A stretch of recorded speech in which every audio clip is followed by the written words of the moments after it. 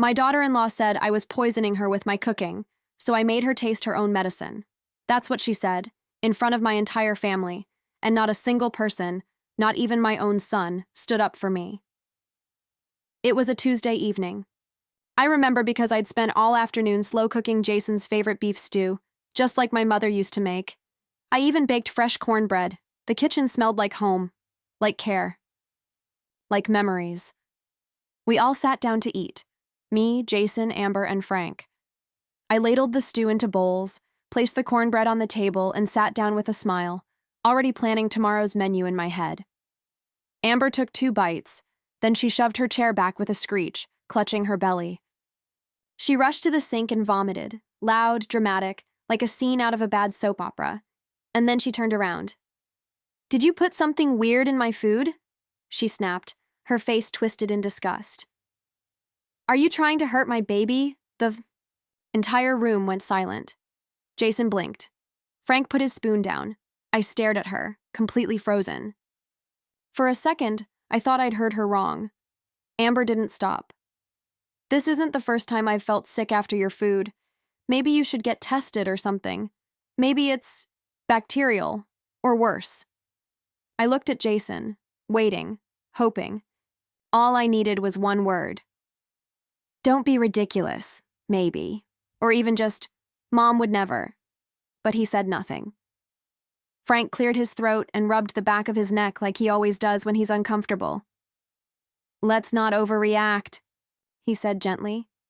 "Maybe just take a little break from cooking, Helen. Just until Amber feels better." A break. A break from what? From being the only one who ever bothered to feed this damn house? I opened my mouth, but nothing came out. The words got stuck somewhere between rage and heartbreak. I felt like I was shrinking right there in my own kitchen, disappearing into the floor tiles I'd scrubbed 1,000 times. Jason still couldn't look me in the eye. I stood up slowly. My chair didn't even creak. That's how quiet the room was. I picked up the stew pot, still 3/4 full, and carried it to the sink. My hands didn't shake, not yet. I didn't say a word. I poured it all down the drain. The stew. The cornbread. Everything. Then I started washing dishes. No one said anything. They just went back to eating takeout Amber had ordered, just in case. I watched as Jason passed her a napkin and smiled at her like she was the one who'd been wronged. That night, after everyone went to bed, I stayed in the kitchen. I scrubbed every pot, every spoon, every bowl. I sat at the kitchen table in the dark, my hands raw and wet, staring at my reflection in the microwave door. This was my kitchen. I'd cooked here since the first day we bought this house. Every birthday cake, every holiday, roast, every sick day soup, they'd all come from my hands, and now they said I was poison. I looked down at my palms, calloused, cracked, stained with turmeric and thyme. These hands had built a family. Now they were shaking. Not from weakness, but from something deeper. Something is beginning to wake up inside me. Something I hadn't felt in a long, long time. The next morning, there was a stranger in my kitchen. She was young, barely 22, wide-eyed, polite, and eager. Amber had hired her while I was asleep upstairs. She didn't even ask. "Oh, didn't Jason tell you?" Amber said with a smile too bright to be real. "With the baby coming, I need help. You've done so much already. It's time you rested." Rested. I had run this household for over 3 decades without asking anyone for a break. Through chickenpox and business. Failures, PTA bake sales, and late-night soup runs when Frank got food poisoning. I was the help. Now I was an inconvenience. At first, I tried to stay useful. I offered to help prep ingredients, plan meals. The housekeeper, her name was Lily, was kind, but always said, "It's okay, ma'am. Amber wants it this way." Amber didn't even look at me during meals anymore. She scrolled through her phone, laughing with Lily over TikTok videos while my husband chewed silently beside her. One afternoon, I went into the kitchen to find Lily pouring a full pot of chicken. My chicken soup down the drain. She flinched when she saw me. I thought no one was going to eat it," she stammered. Behind her, Amber was on a video call, giggling to someone on the other end. Yeah, no, it smelled like boiled mop water. Only dogs would eat that. Didn't say a word. I just turned around and walked out. Jason came home later that night. I asked him if we could talk. He sat at the edge of the couch, barely listening, eyes on his phone. Jason, do you really think I'd ever do anything to hurt Amber or your child? He sighed. Mom, don't take it so personally. You know how sensitive pregnant women are. Let's not make things worse, okay? Make things worse, I was no longer allowed to enter the kitchen. Amber said the smells made her nauseous. Then one day I walked past the nursery and found a handmade sign on the door. Please knock. Mom and baby need quiet time. I knocked. Amber opened the door just enough to slip through and said, Sorry, I'm trying to keep stress away from the baby. Maybe visit later. Later never came. I sat in my bedroom, staring at the wall, the silence louder than any insult. Downstairs I could hear laughter that didn't include me. The table I had set for 30 years now held conversations I wasn't part of. The floors I had polished felt foreign under my feet. Even Frank, when he kissed me goodnight, did so quickly, like a habit he no longer thought about. I was disappearing, slowly, quietly, and worst of all, no one noticed. It started with a spoon. One evening I went to the kitchen for some tea. I opened the silverware drawer and found a measuring spoon missing. It wasn't like me to misplace things. My kitchen was always in order. Always. But that night, something small shifted inside me. A flicker of doubt. Or maybe instinct. I waited until everyone had gone to sleep. Amber with her silk eye mask and body pillow. Jason glued to his phone. Frank already snoring beside me like nothing had ever changed. I slipped downstairs barefoot, careful not to creak the steps. I hadn't touched the security system in years. Frank insisted we install it after the house got broken into on our street. I was the one who set up the cameras, hidden, discreet, covering the kitchen, front door, and hallway. No one remembered they were still recording. I sat down at the desktop, opened the archived footage, and went back 3 nights. And there she was. Amber. It was 5:17 a.m. She crept into the kitchen, hair tied in a messy bun, wearing Jason's old college sweatshirt. I watched as she moved straight to the pot I had prepped for lunch the next day, vegetable stew. She reached into her robe pocket and pulled out a tiny sachet. Carefully, she tore it open and poured the powder in. Stirred once, then walked away. Paused the video. My heart was pounding so loudly I could hear it in my ears. I fast-forwarded to the next morning. Amber took 1 spoonful at lunch, made a dramatic gagging noise. Then later that night, claimed her stomach hurt and blamed it on me. Again. I searched the week before, found her again. Same ritual, different day, different dish, once with lentil soup, once with rice porridge.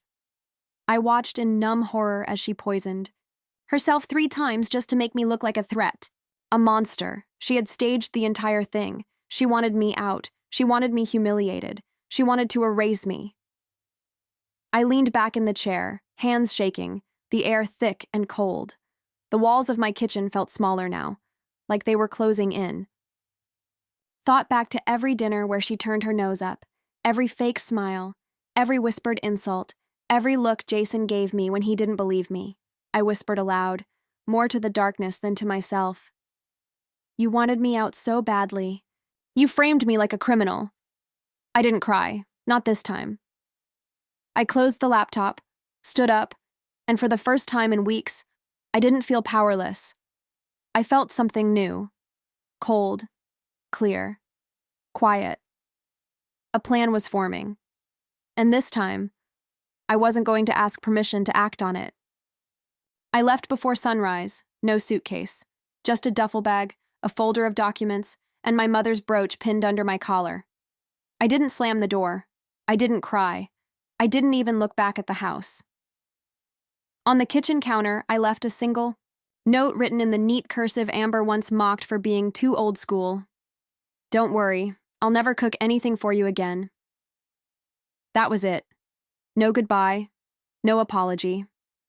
By the time Jason woke up, I was already 3 hours away, sitting, in a lawyer's office sipping bitter coffee out of a paper cup. The room smelled like dust and printer toner. I handed over everything: copies of the deeds, old account statements, a tattered folder marked joint assets that I'd hidden behind the bookshelf for 20 years. The lawyer blinked when he saw how much I had. "You've kept meticulous records," he said. "I'm a housewife," I replied. "That's my profession." We transferred ownership of the second property, the small rental house Jason thought was his, to my name exclusively. I froze the joint savings account that Frank had treated like his personal ATM for years. I had deposited more than half of it through my inheritance, birthday money I never spent, and small investment returns from a modest portfolio I kept hidden.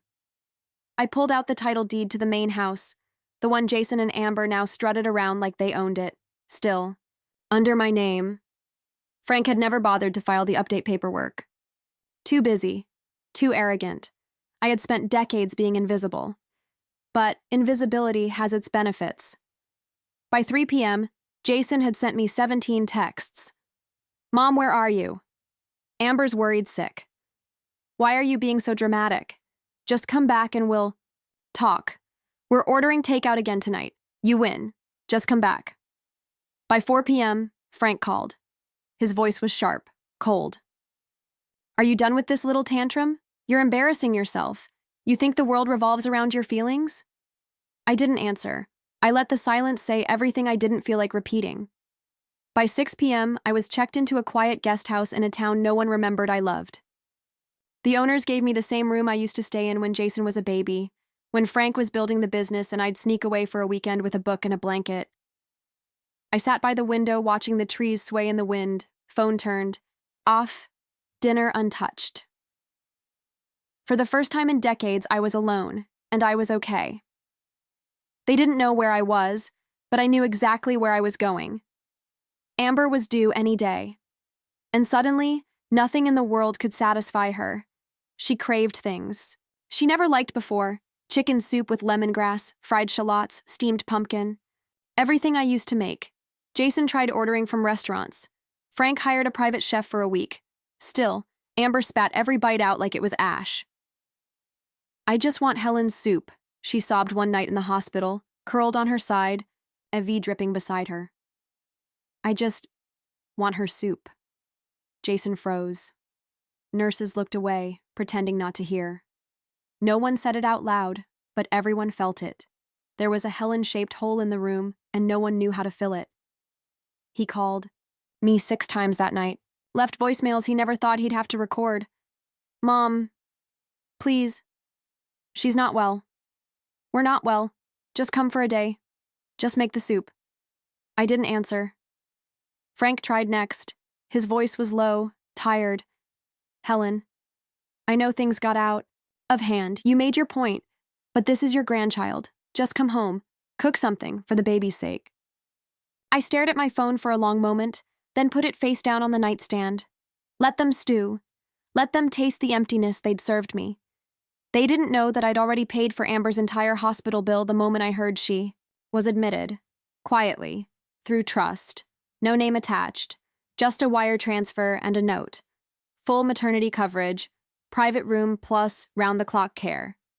They didn't know I'd called the head nurse to make sure Amber had what she needed, that I'd cried silently, alone in my room, when I heard the baby's heartbeat was strong. They didn't know anything, and I preferred it that way. Let them think I was cruel. Let them believe I'd abandoned them. For once in my life, I wasn't rushing in to fix everything. I was watching, from a distance, and they were finally starting to feel the cold. I didn't send the footage in anger. I didn't send it for revenge. I sent it because the silence had gone on long enough, and the truth, when served cold, is far more devastating than any screaming match could ever be. I uploaded the clips to a private folder. No edits, no commentary, just raw truth. Amber sneaking into my kitchen, pouring white powder into my soup, stirring like nothing was wrong. Her expression calm, focused, rehearsed. I sent the link to the extended family group. Chat with one sentence, in case anyone still thinks I was the problem. Then I turned off my phone and went for a walk. The air was crisp.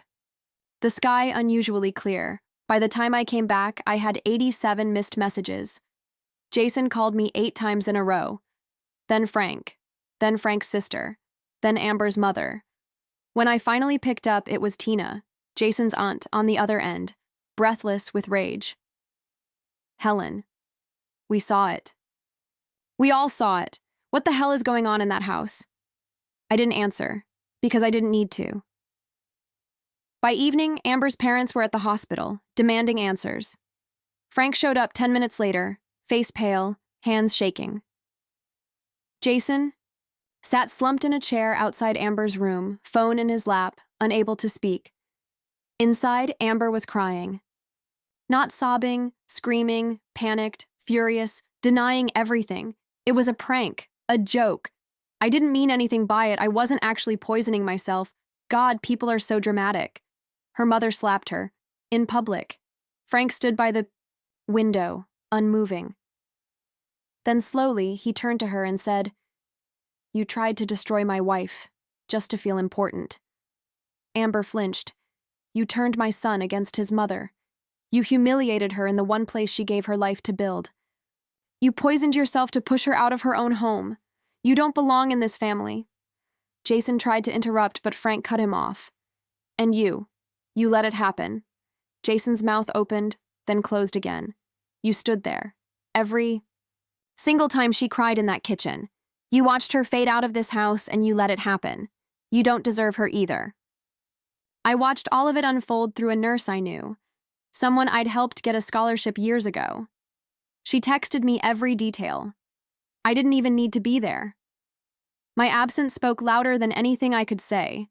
They didn't know I'd already met with a criminal attorney weeks earlier. Just in case Amber or anyone else decided to twist the story. Just in case they tried to spin it into my fault. I had the footage, the timeline, the ingredients list, even Amber's pharmacy purchase history. I was ready, but I never had to use it because the court of the family was already in session and the verdict had been delivered. Guilty. Frank called me that night. His voice sounded smaller, older. "I didn't know," he whispered. "You didn't want to know," I replied. He asked if I'd come home. I hung up. Because that house, it stopped being my home the day they all watched me suffer, and said nothing. 6 months later, my name was on the sign above the door. Helen's Table. Recipes for the Forgotten. It was a cozy little cooking studio tucked between a florist and a secondhand bookstore. Every week, I taught classes to women who had spent most of their lives in someone else's shadow. Wives, mothers, caretakers who'd forgotten what their own hands tasted like. We made broth from scratch, rolled dumplings by hand, laughed, cried, healed. One local reporter dropped by for a feel-good segment. A week later, I was invited on a daytime talk show. A woman who lost everything in her kitchen and rebuilt her life in one.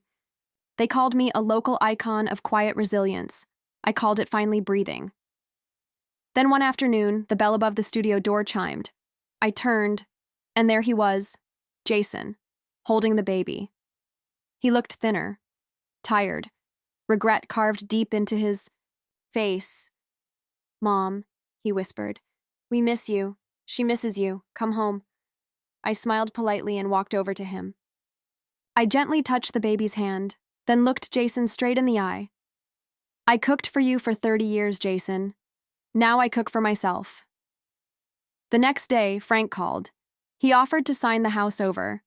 "The savings, everything. It's yours." "Anyway," he said, "you earned it. Just come home." I didn't even blink. "I don't need your guilt. I've already earned my peace." That night, I closed the studio, locked the door, and walked the quiet path back to my little apartment, the one I furnished by hand, every corner mine. I set down a warm bowl of soup on the table. No one else to serve, no one else to feed. Just me. I took a breath, and I smiled. They thought I was poison, but I was the antidote, just not for them.